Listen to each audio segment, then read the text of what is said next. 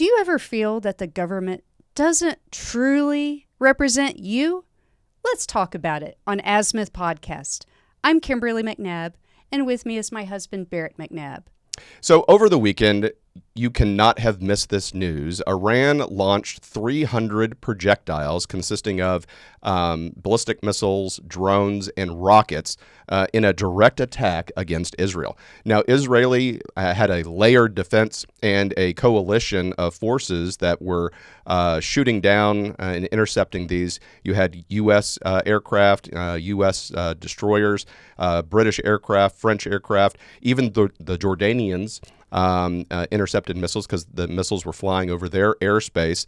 And it's not well announced, but there was a strong feeling that the Crown Prince of Saudi Arabia had quietly given permission to utilize Saudi Arabian airspace if it was needed. So a broad coalition of assistance to Israel to intercept all of these projectiles, and 99% of them were intercepted. So there was very little damage that was done.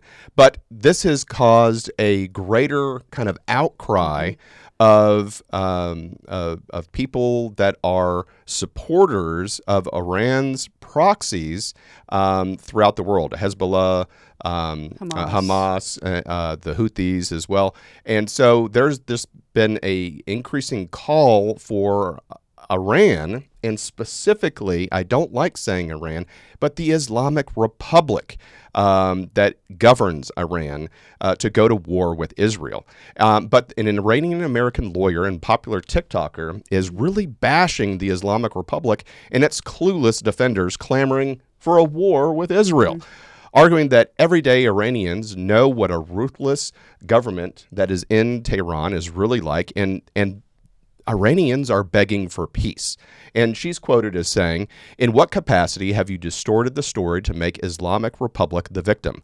Elica LeBon, a British-born, American-educated lawyer, asks, "A woke Iranian sympathizers in this powerful anti-war TikTok video that has just gone viral that she published 3 days ago on Sunday." And we're going to take a look at it.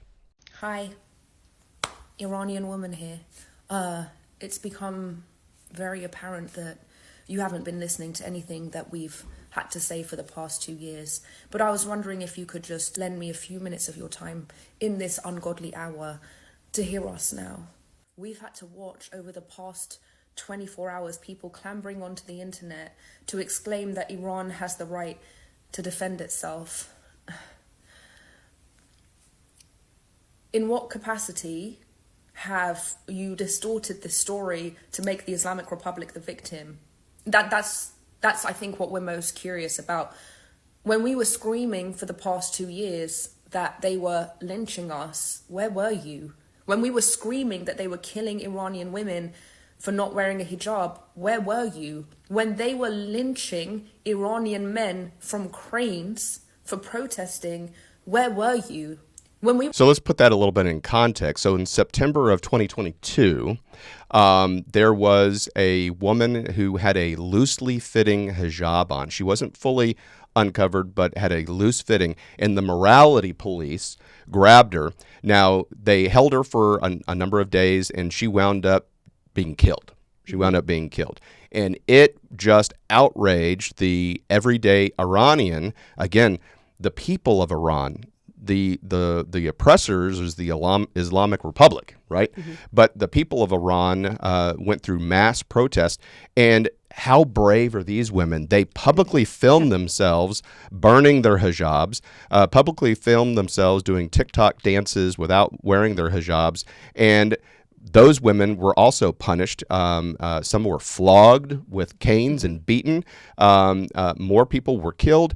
But yet the next day, new women would do those TikToks and go on social media and take off their hijabs. You want to talk about bravery.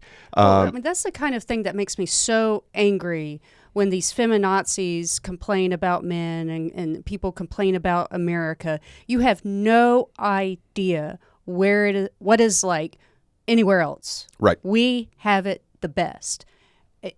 Yes, there may be instances where someone catcalls you or whatever. I'm 40 years old. I've never been catcalled by a construction worker, okay? They just have no idea how bad it gets. Right. Like, go there, I'll buy you a one-way ticket. So, but she's referencing, that there was an opportunity for the Western world to be able to jump in and assist these people that were crying out for freedom. And nobody did anything. And right. So that's where she's saying, where were you when all of this was going on in 2022? Yeah, I feel like we feel sorry for the wrong people, just in general, and including overseas. I mean, you have women like that. If I were president, I'd be like, hey, where do you want to go? I'll send in some Green Berets to come get you. And then, like, our allies in Afghanistan, the interpreters. Right. Like, we didn't bring them with us, but, yeah, we're letting all these people across the border who have done nothing for us, really? Right. And that's obviously a huge problem. But let's go ahead and keep going with this video. You're explaining that this is a terrorist occupying force. Where were you? But all of a sudden, everyone's graduated from Instagram School of Law to say that this is a violation of international law and Iran has the right to defend itself. First of all, you're not talking about Iran, you're talking about the Islamic Republic. What the Islamic Republic does is not a reflection of the Iranian people. We've been clear about what we want, which is peace. Second of all, you may have discovered the Middle East yesterday, but the Middle East didn't start existing yesterday. If you want to talk about an act of war, just a few days ago, a federal court determined that the attacks on Israeli embassies and Jewish centers in Argentina were conducted by the Islamic Republic and Hezbollah. That was in the 90s. Was that an act of war? How about the terror proxies that the Islamic Republic has created to foster regional instability? What did you think that they were there for? What did you think Hezbollah was there for?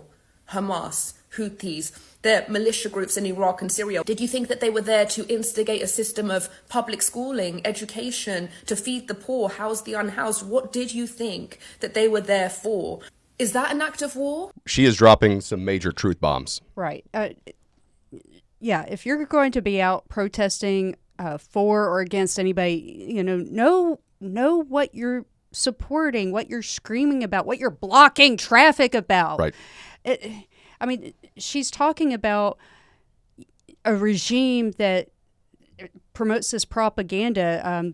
There's another article that shows how Iran posted a picture of fans following a member of One Direction, and they used that as, like scared Israelis. And then they used a picture from a forest fire in Chile, and that they're posting that as, oh, look at the destruction we're causing in Israel with our attacks. Yeah, it was purely an information operations campaign to try and drum up internal support, just to PSYOPs. And obviously that's a drop in the bucket compared to what she's talking about. Right.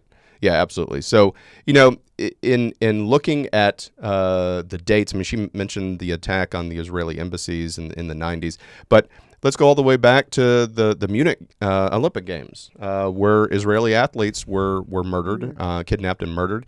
And, this has been going on for a long time, and it is not something new. But it does seem as though all of a sudden everybody had, just to her point, everybody's graduated from Instagram law school and is able to ascertain what's going on in the Middle East.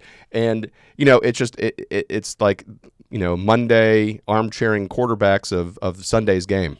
Yeah, I mean, there's but you don't know the rules. There's a reason why if you watch older movies, like, people make fun of these beauty contestants that say, oh, what would you do if you were, Miss USA? I would solve world hunger. Another common one is, I would make peace in the Middle East. It's been going on a long time. Right.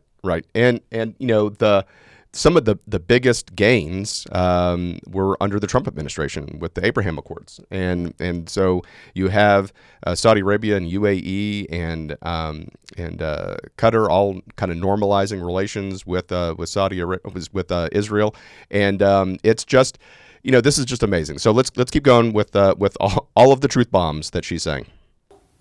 Was October 7th an act of war? Are the rockets that Hezbollah fires into northern Israel on a near daily basis an act of war? And so when these senior IRGC commanders meet up with Hezbollah in a IRGC military base, okay, not an Iranian embassy, and Israel strikes, your response is to say that that is an act of war. If you had listened to us for the past 2 years, much less the past 45 years, you'd know that Iranians don't want war with Israel. We want peace with Israel. Iranian people inside of Iran have come out and said this over and over and over again. It's you that wants war with Israel. One of the things when the Shah was deposed by the Ayatollah and the Islamic Republic was formed, obviously the U.S. Embassy was overrun and U.S. State Department personnel were hostages for a really long time. This is during the Carter administration. And the problem with that is the Iranian people, it used to be just a full-blown Western civilization. You had women wearing miniskirts in the 1960s in Tehran, and people were wearing makeup, and alcohol was being consumed and things like that. And it was a small amount of people, the Islamic extremists, that took over the country. And the Shah made the decision not to fire on his own people, and so he abdicated. And the Islamic Republic was formed, and the Ayatollahs took over. So that's what she's talking about 45 years of the Iranian people being repressed. Yeah, I mean, it and just shows oppressed. you how damaging a small group of people they may be, but they're the loudest people in the room.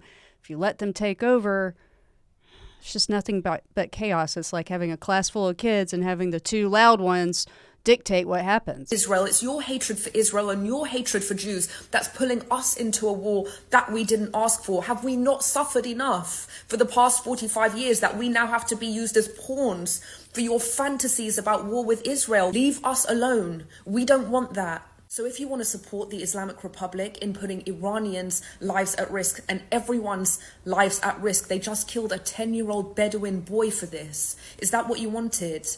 Then just come out and say that with your whole chest. Say you support the Islamic Republic in their continued aggressions that put everybody's lives at risk. But don't say Iran.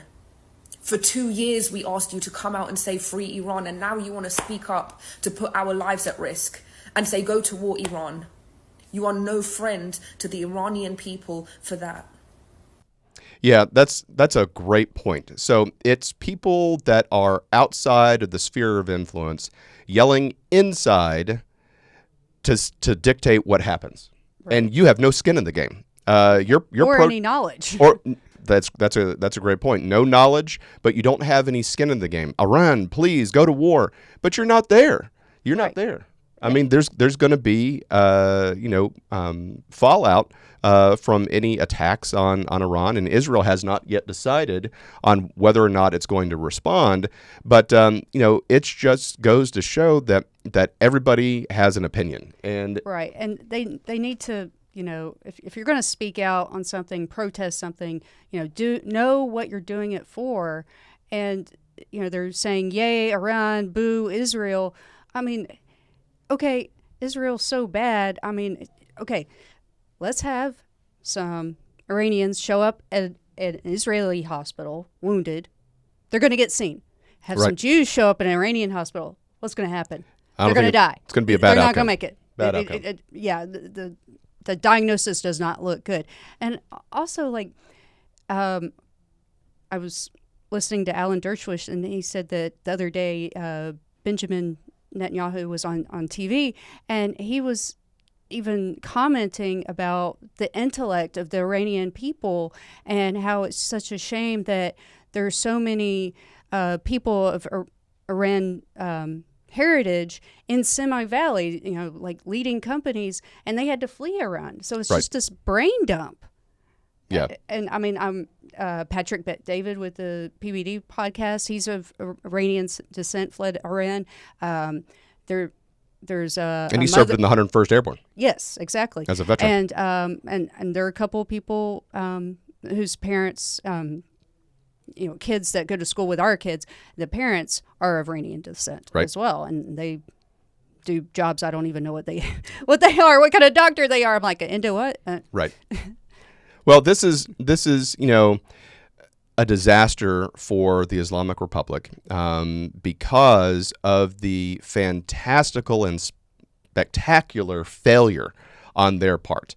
I mean, to have a 99% interception rate just makes the Islamic Republic look bad in front of all their proxies, all of the Houthis and all of the Hezbollah, all of the Hamas. Maybe that's why they use the fake photos. Yeah, because they needed to drum up something. But obviously it was a spectacular failure, and it was public, and everybody saw it. Now there are, I don't like to use the word conspiracy theories, but there are human intelligence reports that Iran knew it was going to fail and knew that there wasn't going to be a huge disaster, and that they coordinated with Turkey and told Turkey, knowing that Turkey, as a NATO ally, would inform the United States. So it was almost as if Iran was telegraphing what they were going to do, and kind of gave a warning order to the United States to position those forces, because President Biden moved and reallocated forces into the Persian Gulf, into the Red Sea, into the Mediterranean.